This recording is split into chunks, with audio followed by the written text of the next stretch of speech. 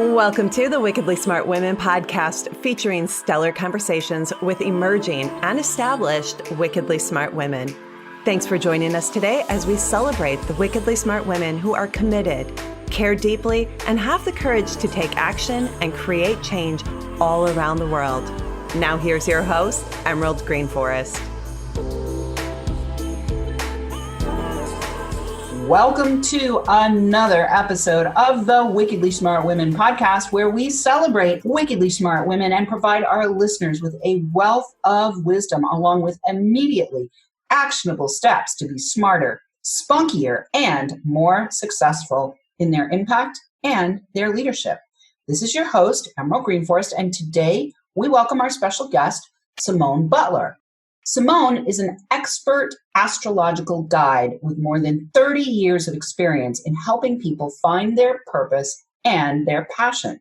She began her career as an LA fashion editor and has since written for many platforms, including The Star Scroll and Tarot.com. Simone's books, Astro Feng Shui, Making Magic in Your Home and Life, and Moon Power, Lunar Rituals for Connecting with Your Inner Goddess, bring ancient secrets into modern living.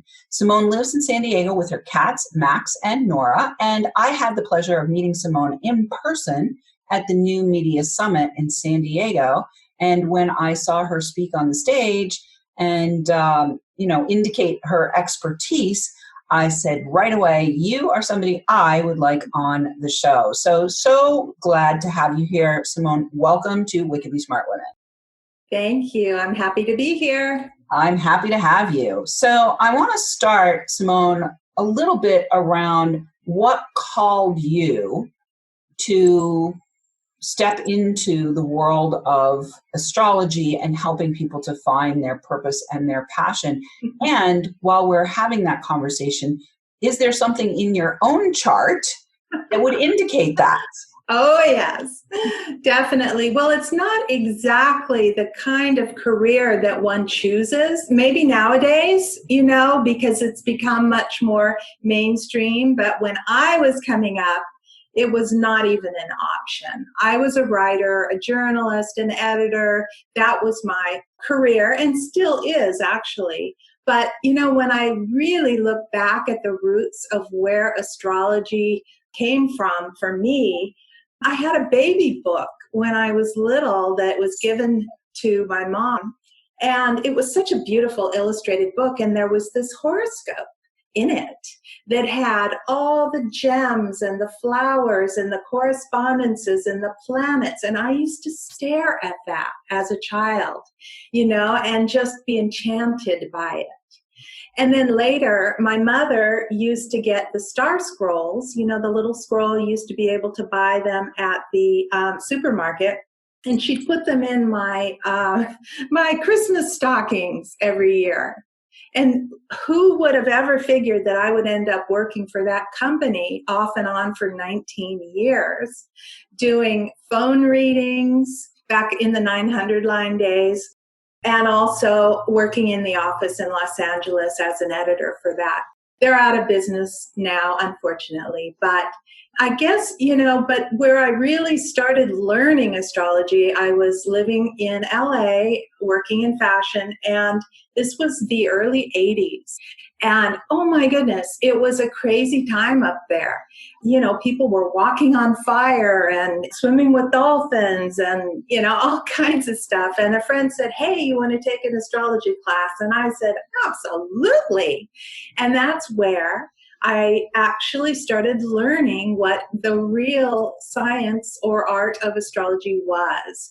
And I started looking at charts of my family members and my friends. And at first I was a little not skeptical, but I was willing for it to be a load of hogwash if indeed it was. But it was just the opposite of that. And it just took hold of me, and I did nothing but study charts and read books and take classes for about 5 years. And then people started asking me for readings. So that was about 30 some years ago. And Here I am. It's become my profession. Well, and what's fun is that it was all preordained even in your baby book, right? It was Right there in your baby book. How cool is that? Yeah. And then, to answer the part 2 of your question, I am what's known as a Sun-Uranus conjunction. In my natal chart, the map of the heavens on the day that I was born, the sun, which is my life purpose, was conjunct Uranus, which is the ruling planet of astrology. Wow. So, a lot of Sun-Uranus people do find their way to astrology. And so that's the signature in my chart, and it's in the 3rd house of communications and teaching. I also teach.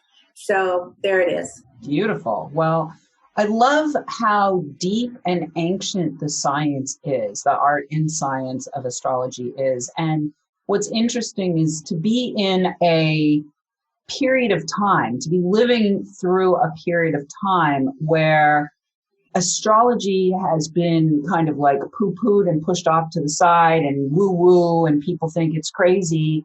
But ancient peoples used astrology as well as astronomy to do all kinds of different things. And I feel like we are also in a new awakening period where more and more people are reacquainting themselves with astrology and other ancient systems of understanding themselves in the world.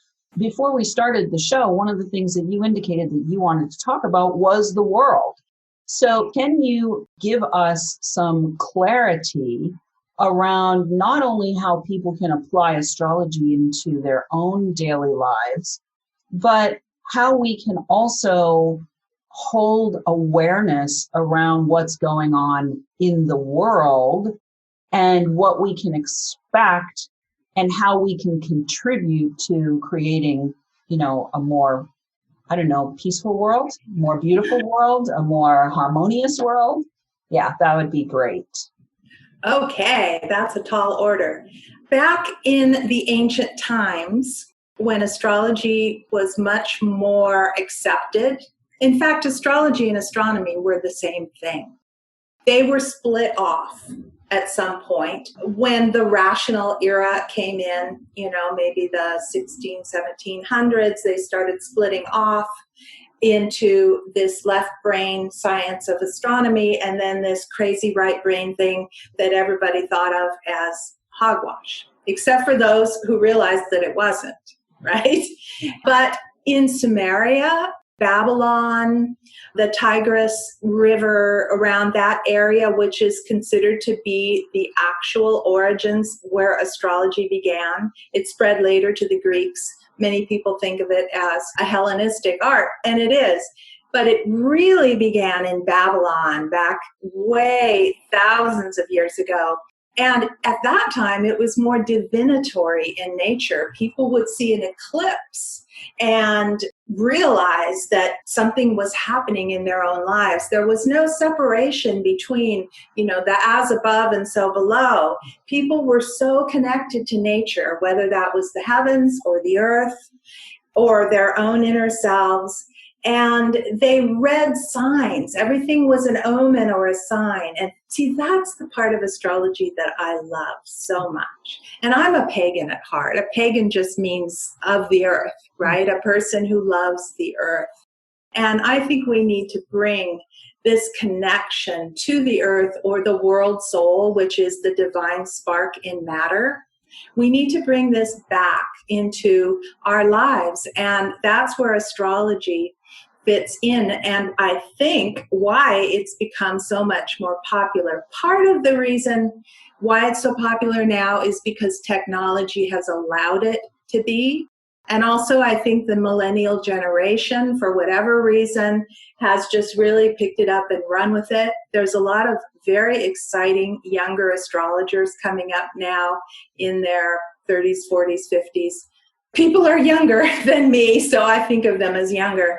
And really what's happened in the last 10 years is we have rediscovered a lot of the traditional astrological techniques.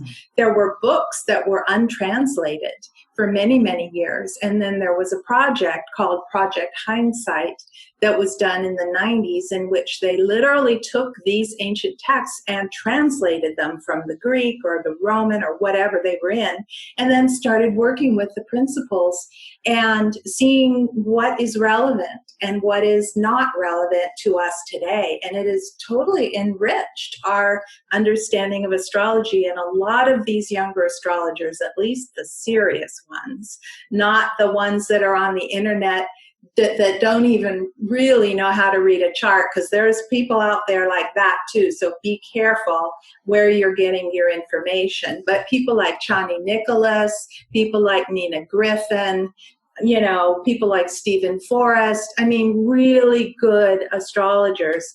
These folks are bringing back the traditional techniques and integrating them with the modern techniques. I'm going to say, and Simone Butler, let's add her to the list. Oh, thank you. Well, yeah, it's funny we don't think of ourselves in those terms, but I suppose anything you do for as long as I've been doing this and love it as much as I do, yes, I think that I do belong in that category. Thank you. You are welcome. I feel like I'm heading in a new direction with my own practice and my own work. And as you saw with my book, Moon Power, I'm really, really into the goddess. And the moon is a representation or an energy of the divine feminine.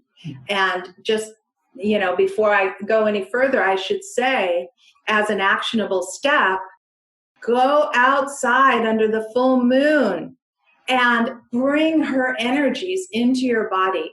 And it'll feel different every month, because every month the moon is full in a different sign. And if it happens to be your sign that it's full in, or your moon sign, if you don't know your moon sign, read my book. You can figure that out, or go to my website. I have a moon sign finder, because the moon sign is really important to know, along with the sun sign. But that is a simple thing you can do to attune yourself to the cosmic forces.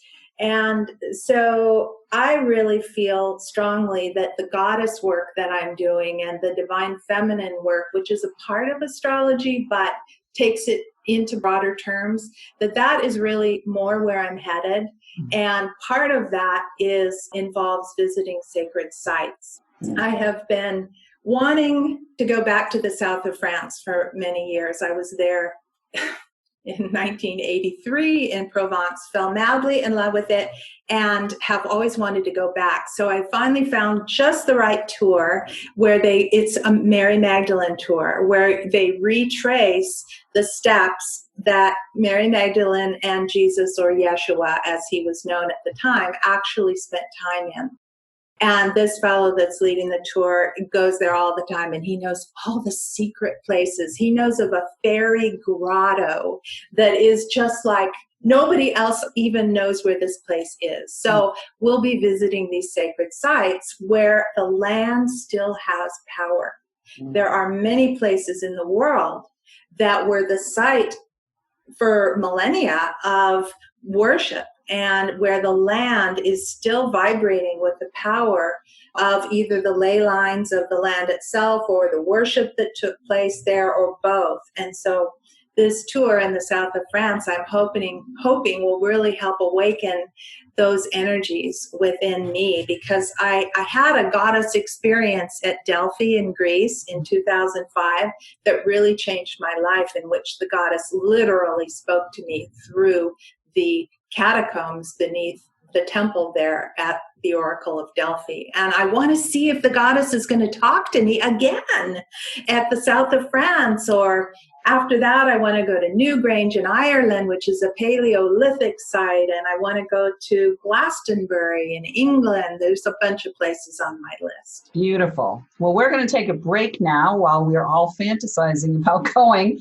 to all of these sacred sites. I actually spent some time in the south of France myself in 2004, and I did the Magdalene Cave and was on the land there, and it's a very powerful, powerful place. And yes, I'm sure the goddess is speaking through you all the time, Simone, because you are doing goddess work. So, but right now, we're going to take a little break, goddesses, and we are going to let you know that we actually could use some help from you.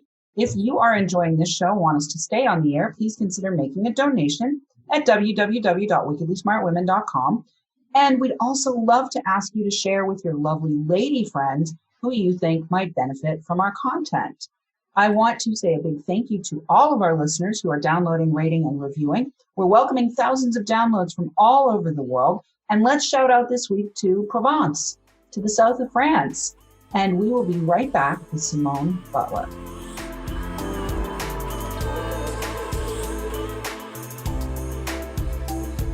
The Wickedly Smart Women podcast is brought to you by the Creative Age Consulting Group.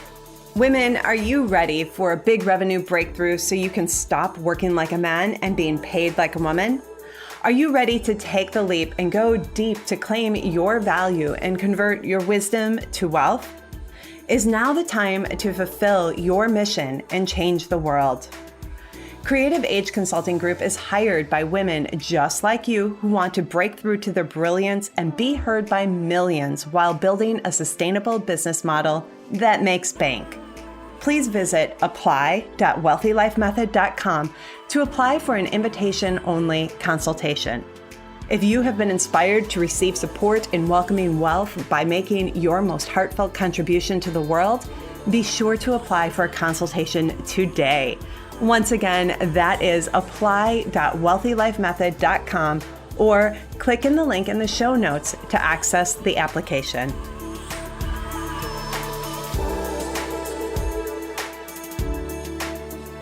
And we are back with Simone Butler. Simone can be found at astroalchemy.com. We will have that information in the show notes for you.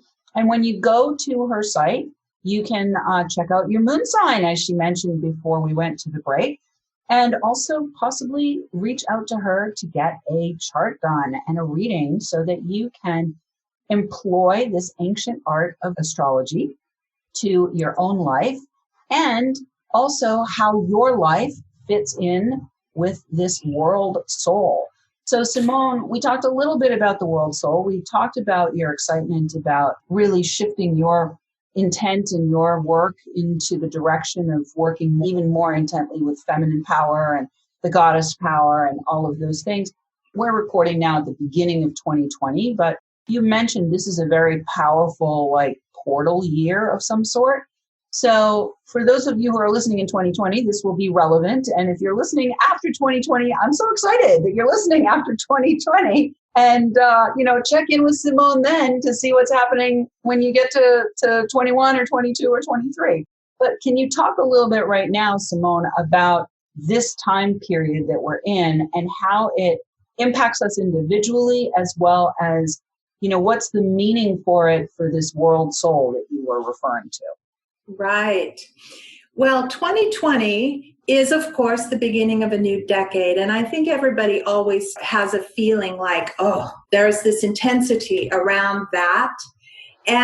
But it goes far beyond just whatever numerology which I don't practice, of 2020 may be involved. But basically what's happening this year is we have two major outer planet conjunctions. And the first one is the Saturn-Pluto conjunction, which will have already happened by the time this airs. It happens in January, and I'll tell what that is in a minute. But then the one that's still coming, which is called the Great Conjunction, which is really more major, is the Jupiter-Saturn conjunction in Aquarius in December. Now, that is what some people are actually calling the dawn of the true Aquarian age. So I'll get to that in a minute, but let's talk first about Saturn-Pluto, which will certainly be coloring the first half of the year, if not even more, because these grand conjunctions, it happens January 12th, yes, but it's such an intense energy that it will spill out over into the whole year. So in order to understand these energies, you have to understand each planet individually. Saturn is about structure. It's about commitment, containment. It also rules the ruling elite or the structure of the world, government, who's in charge. It's the father, it's the patriarchal or the ruling authorities. And that can be an authority within ourselves as well. Now, Pluto is the god of the underworld. Pluto is about change. Pluto's about claiming your power.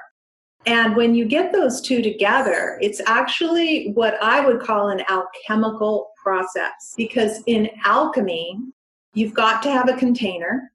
And in order to create power, you really need to contain energy.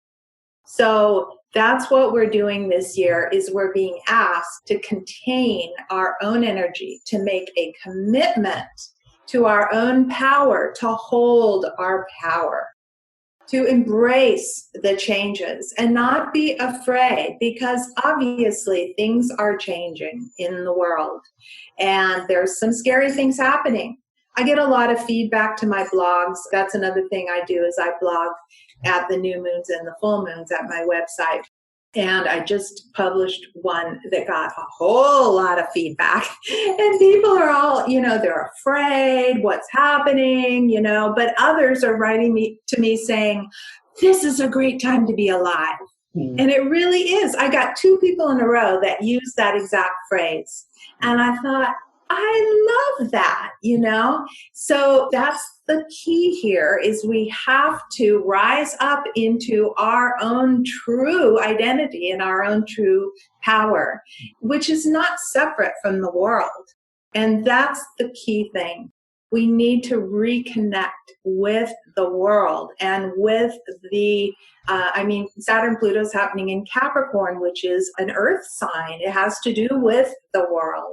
And so reconnecting to our own power in order to be a force for change in the world, so that our mother, who's screaming at us via wildfires and all kinds of terrible things, can get the help that she needs. But she's just out picturing for us what is happening within us.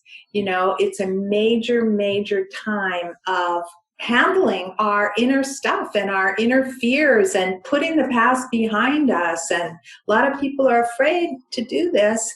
And yet, I just had I have women's groups at my home in San Diego, and there were 12 of us here on Sunday. And it was so amazing and thrilling even to hear how each of them, literally each of them, was committing to something of great importance in the new year. A lot of people are feeling this. They're feeling like, okay, it's finally time. It's finally time to get rid of this, whatever it is, relationship or job or some old pattern that is just not serving them and hasn't been for years, or months or however long. And yet they are finally getting the momentum to make the change. Yeah. And I mean, seeing it in all these women, and, it was just so heartening. That's the word for it. And I'm feeling the same, and probably you are too. Are you feeling this energy? Oh, definitely. As soon as we crossed into 2020, it was a big shift. I could feel the shift. And I came into the year just feeling really, really good, because I had done so much cleanup. Last year was a year of closing things off and cleaning things up and revisiting old relationships that had kind of gone sideways, and either reinvigorating them or coming to real closure with them. And so I would agree that this beginning of this decade, beginning of this year, there's that feeling of timeliness and that feeling of solidity, of like there's nothing pulling me back, if that makes sense. And my birthday's coming up in the next few weeks, so I always mark my birthday as well. I'm an Aquarius on the cusp of Pisces, and I always mark my birthday as a new start to another new year. I actually personally follow multiple new years. I have multiple new years. I follow the Mayan calendar, I follow the Celtic calendar, I follow the Julian calendar, and then I have my own personal new year on my birthday. So Yeah. Well, you'll have to give me your birth information after we get off of here. I should have gotten it before we started, and then I could be telling you where the Saturn-Pluto conjunction is happening in your chart, because it's important to know. That's what people come to me for, to see, what part of their natal chart is being activated. Like in my chart, Saturn-Pluto is activating the 9th house of foreign travel. And it's not just foreign travel, it's teaching, it's writing. I know my 3rd book is brewing here, and it's about making a commitment to that. And so wherever you're feeling called to make a deeper commitment, and probably have let go of something to make space for it, that you may intuitively be able to figure out right there what it is you need to commit to. Beautiful. Well, I am committed to saying thank you to you, Simone, for coming. It's already the end of the show. It happened so quickly. I am definitely committed to the Wickedly Smart Women community, elevating, celebrating, and spotlighting wickedly smart women like yourself. And I definitely would encourage our listeners to go visit Simone at astroalchemy.com. And, if you're one of those people who are listening who has any kind of skepticism, give yourself the freedom and the latitude to just try and find out what kind of information this wickedly smart woman might have for you. People do not dedicate 30 plus years of their life to the study of something and not have something of value to offer. So I just really want to encourage you to go check her out there, and we will have that link for her site in the show notes as well. So listeners, we do love feedback. Please let us know what you thought of today's show by calling into our new listener line. That will also be listed in the show notes. Or you can send in questions or guest suggestions to listeners at wickedlysmartwomen.com. We might even give you a shout out on the show. Thanks for tuning in. Keep your ears open. And remember, you are a wonderful woman. Thanks for tuning in, downloading, and listening. Be sure to review and rate Wickedly Smart Women on Apple Podcasts and share with other women who can benefit from today's episode. Wickedly Smart Women is the premier podcast series for informing, activating, and inspiring the leader who carries profound wisdom and knows that now is the time to welcome wealth. We welcome your feedback and guest suggestions and invite you to subscribe to our mailing list to be notified of each episode at wickedlysmartwomen.com.